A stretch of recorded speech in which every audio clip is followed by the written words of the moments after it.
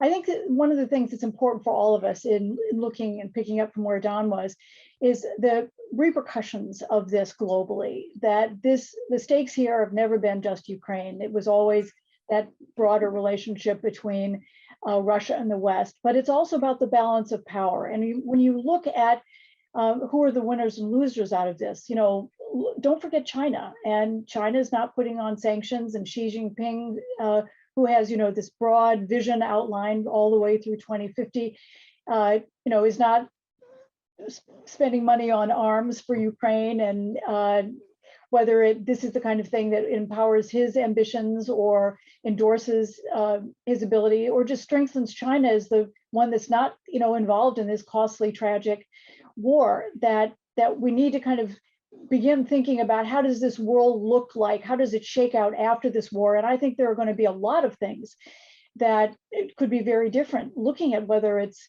a stronger West, but the fact is there are deep fissures in the world. When you look at who is not participating, Brazil and India as well, that Brazil, and again, this is another issue of what impact this has on the kind of global economy and the supply chains. Brazil gets a huge percentage of its fertilizer from Russia and Ukraine, and Brazil is one of the great agricultural exporters. India gets so many of its arms from Russia, and it doesn't want to penalize. The United States in the last 10 days has spent a lot of time and energy as dispatching diplomats and making calls to Indian politicians.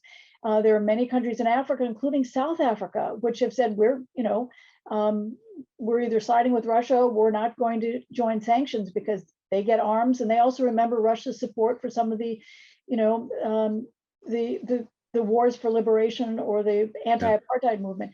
So, I think that when we talk about this question, we tend to get so kind of caught up, and I think it would behoove us all to think big about this as well.